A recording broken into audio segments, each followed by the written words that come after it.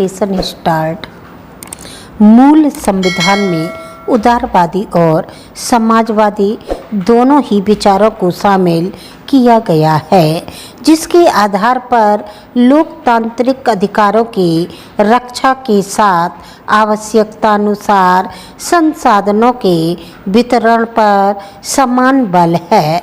यही हमारे संविधान की सबसे बड़ी विशेषता है, जिसके लिए वह शासन व्यवस्था निर्देश देता है ताकि लोकतांत्रिक समाजवाद के लक्ष्य की प्राप्ति कर भारत को कल्याणकारी राज्य बनाया जा सके।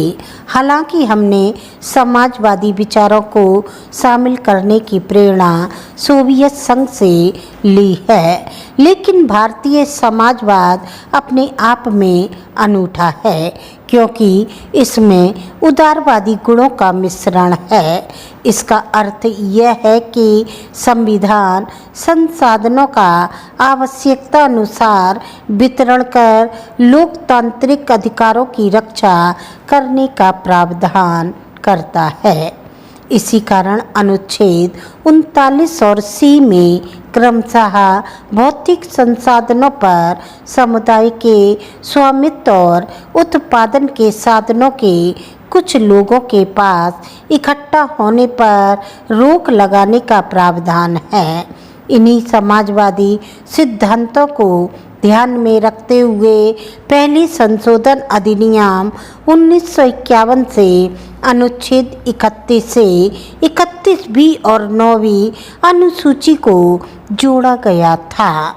राज्य द्वारा भूमि अधिग्रहण और उसके वितरण का प्रावधान करने के लिए भूमि सुधार अधिनियमों को 9वीं अनुसूची में शामिल कर उन्हें अनुच्छेद 31 से जोड़कर भूमि सुधार संबंधी निर्देशक तत्वों विशेषकर अनुच्छेद 39B और C को संरक्षण दिया गया है।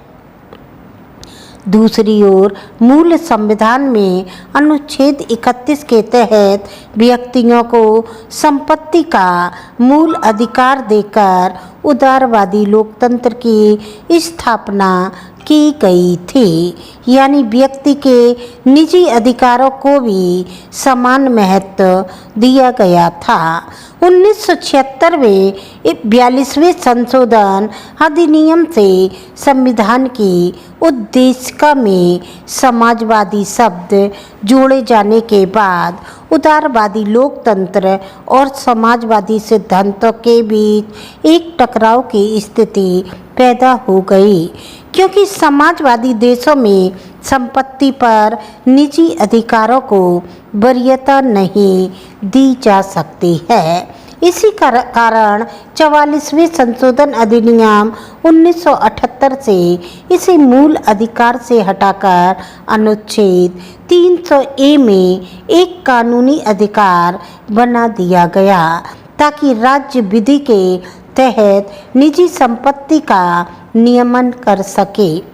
आपको डिक्टेशन अच्छी लगे तो आप लाइक करें, सब्सक्राइब करें। That's all.